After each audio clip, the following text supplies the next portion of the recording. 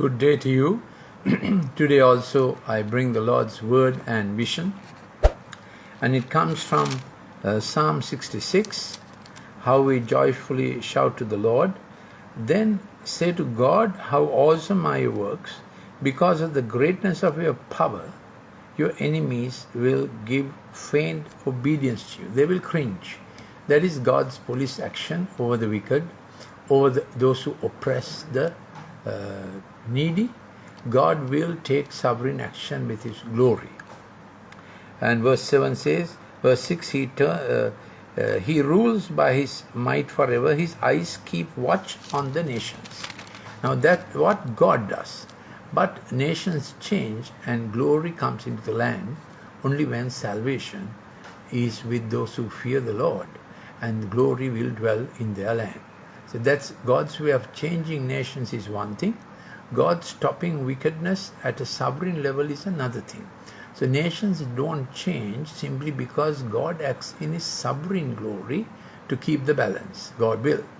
But we have to draw near to the Lord, and as we draw near to Him, the Lord draws near to us, and in this relationship, nations begin to change. So he says, Psalmist understands this. You made men ride over us at tough times, yet you brought us into a place of abundance. Psalm 66:12, I will come into the house of the Lord, and I will praise the Lord. And Psalm 65 carried this theme, how the Lord will visit the one who draws near to Him.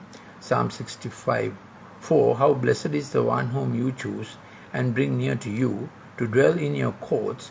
We will be satisfied with the goodness of your house, your holy temple. By awesome deeds you answer us in righteousness, O God of our salvation. Then comes how the earth changes is when the Lord causes His prosperity to be in the paths that He gives us. Psalm 65 verse 11, you have crowned the year with your bounty, and your paths drip with fatness. The Hebrew is, your wagon tracks drip with prosperity, and you crown the year with bounty. When you find a person who's seeking you, that is Psalm 65 verse 4, how blessed is the one who you choose and bring near to you to dwell in your courts. He will be satisfied with the goodness of your house, your holy temple.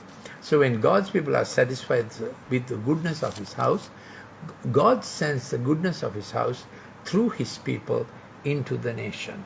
The nations heal and nations change. Yesterday we took up the theme that one, God's people desiring more of Him, draw near Him.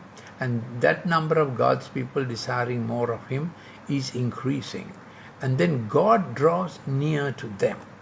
Then, fourthly, those who do not know the Lord begin to see in the lives of their friends how God is increasing.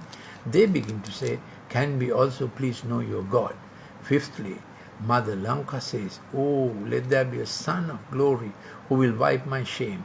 Oh, let there be a daughter who will embrace me and heal me. So from the nation itself, a cry arises for God's glory and for healing. May this be the way. In this month of December, we have named it the month of reward and celebration.